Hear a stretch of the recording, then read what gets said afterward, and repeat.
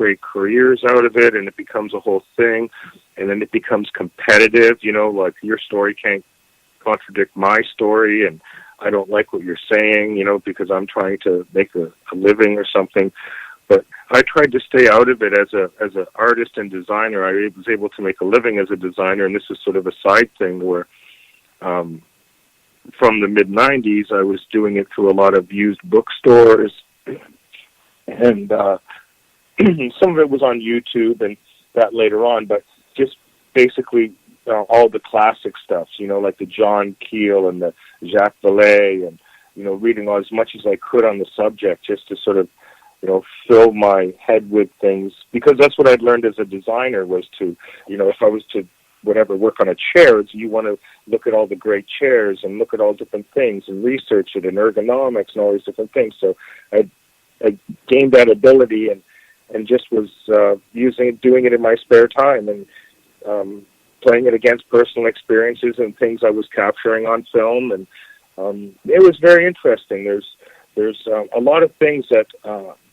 happen beyond our perception. You could almost say on one side we have infrared, and on the other side we have ultraviolet, and on those edges are where a lot of things can happen, and from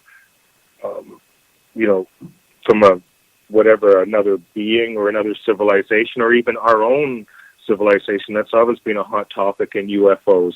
Are they from some distant planet? But I think we have to be very careful with any subject where you can't sort of say, like, it's almost saying, I was thinking about it the other day before I was going to, things to talk about, but the idea that, human beings are this, you can't sum up a whole race or human beings or a whole thing as black or white. It's a real gray field, and we have shades of gray, and you kind of take like a journalistic kind of approach where if you have things that are kind of distant and they shouldn't have any sort of association, but they're saying the same thing, or somebody took a picture and it's about something that happened 20 years ago and it's the same thing, maybe there's something there. So that's how I've sort of approached it. You have to almost believe everything and nothing. So you kind of believe everything when you take it in, and then you have to kind of play it against everything that and try to develop ideas and truths. And then there's also intuition too. You have sometimes when you're doing this kind of research, you don't know why. You can't go by just facts and figures or nuts and bolts. Sometimes it does have to be like an intuitive kind of thing, and something you read or something that you saw strikes a chord with you, and you kind of file that away, and then you kind of just balance, hundreds or even thousands of different things and try to, kind of find commonalities between them to try to find some sort of truth out of it all. But yeah, it can be very confusing sometimes also. Oh, Robert, it can, because, I get it. There isn't a day, it doesn't go by that either I get people sending me Bigfoot pictures or they're sending me pictures of orbs or UFOs. Now, I've been in broadcasting, I started when I was like 10 years old, not on commercial, but, with the CB. And then 12, I got in, being an amateur radio. And then back in 1976 is when I got it hooked on, talking on the commercial radio. I've done a lot of talk shows for all these years. But what I find is a lot of people send me these pictures, and I'm not trying to make fun of them or mock them or whatever, but a lot of people don't understand how cameras work. My other passion, since I was a little kid, has always been photography. And I also have done it professionally for some, major publications in my life. And one thing, and I will say this, I was one of the very few first people to get one of the first digital DLR or SLR cameras in the country to sample and see how I liked it and how it worked and how it could be improved. Here's the thing. I get a lot of these pictures from people thinking that it's a UFO. They spotted this UFO. Okay, I'll take their image, I'll blow it up in Photoshop, and I got some other software. And all of a sudden, I realize that isn't a UFO. It's a dust spot on their sensor. But it's the problem. The problem is people want something so bad that, how can I say it? I don't want to make sound like I'm coming negative, But I think people need to be a little bit more credible and take more time with their images they catch, because, it does more damage to the UFO field. If you start just posting pictures up and you haven't proven to even yourself if it's real or not.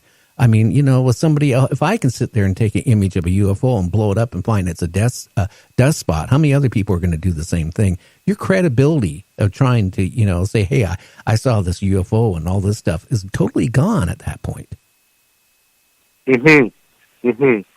Yeah, no, it comes with basically like a variety and other experiences. Like one thing that was interesting was the same lights that were showing up on film.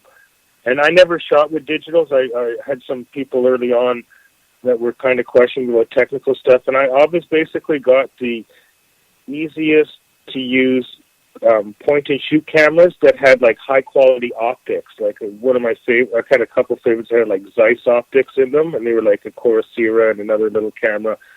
But just to keep things as simple as possible. And then I always shot with 35 millimeter film, and that way I ended up with a negative. And it was like even today, some of the films have come back now. And I don't do a lot of pictures much anymore in the sense of like trying to capture things. I have a collection that I've done, and,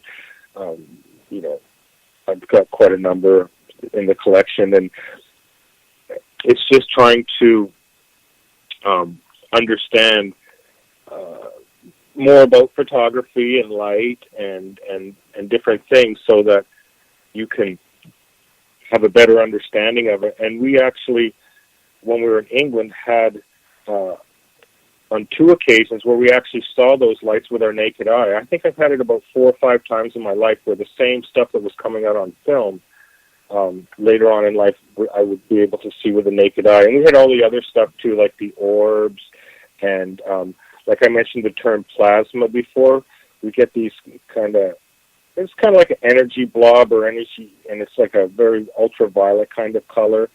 And sometimes they're white, sometimes they're red, but they're just points that can show up sometimes. And like, I don't really talk to many other people besides my wife about it, but she's seen them a few times. She does energy work and healing and stuff, so she's very intuitive and into this kind of thing.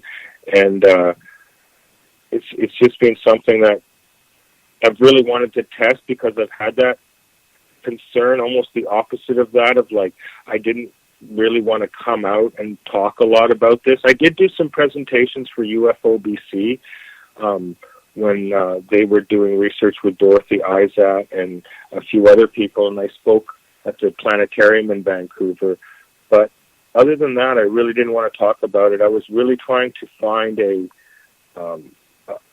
solid truth that I was comfortable with and kind of made sense. It's kind of like all of us. We're kind of like looking for a unified theory in life, like what kind of puts things together. So I was doing that in the sort of paranormal and conspiracy and UFO, and I guess you could almost throw in there like mind control too. That's another subject that's very sort of integrated into this, with the whole UFO subject, because they have this idea. I remember William Cooper used to talk about it, where near the end of his research, he thought that UFOs weren't so real or weren't what he was originally told, like as being the nuts and bolts kind of thing.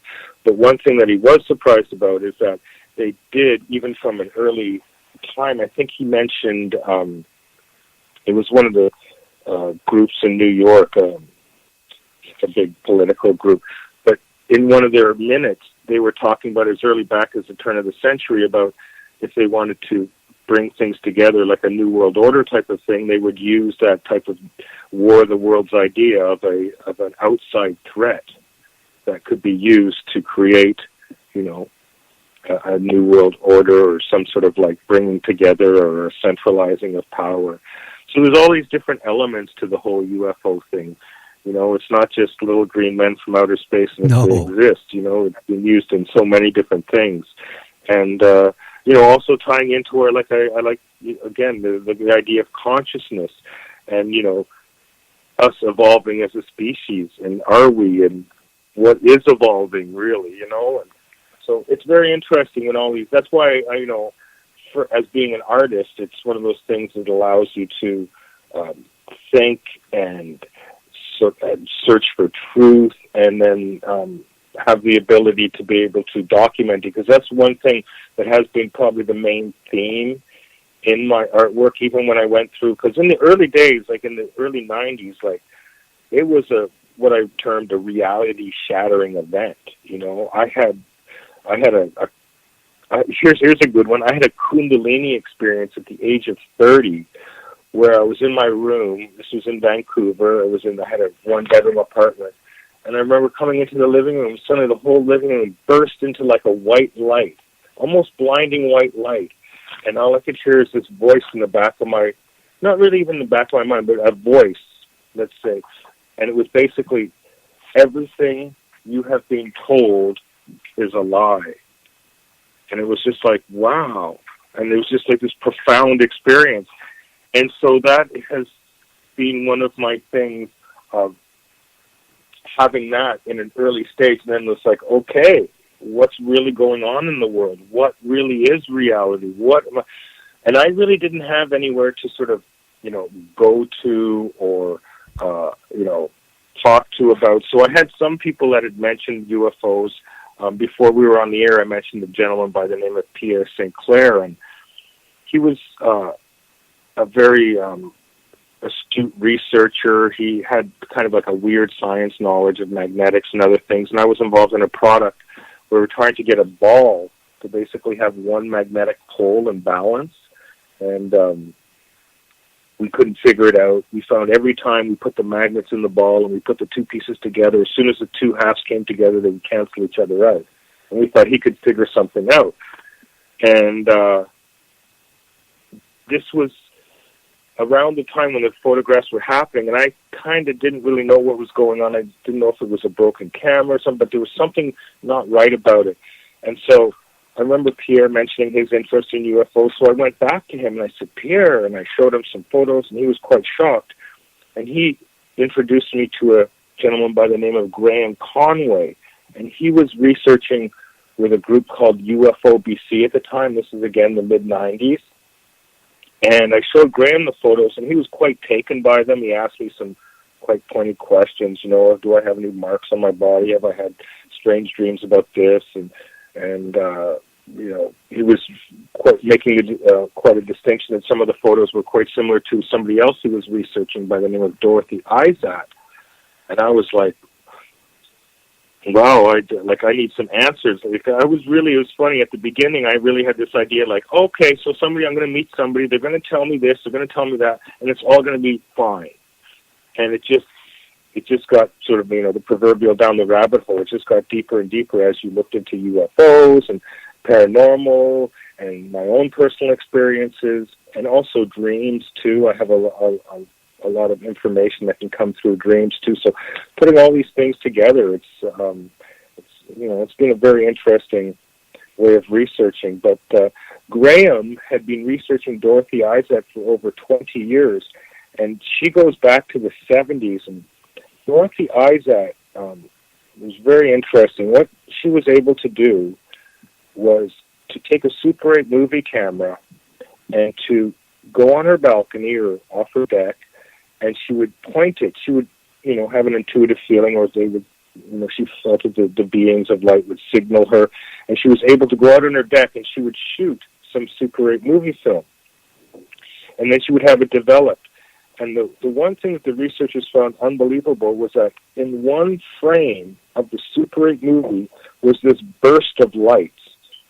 And they were like, she would need a massive lab to be able to fake this and everything. And she was about, she was when I knew her, she was in her late 70s, and that was in the mid-90s. And she had this ability to take these films, and then she had all these other experiences. She was researched in the mid-70s by J. Allen Hynek, And I was fortunate enough to meet Dorothy through Graham Conway on 3 occasions, and we would talk and exchange photos and talk about things. And one time she was talking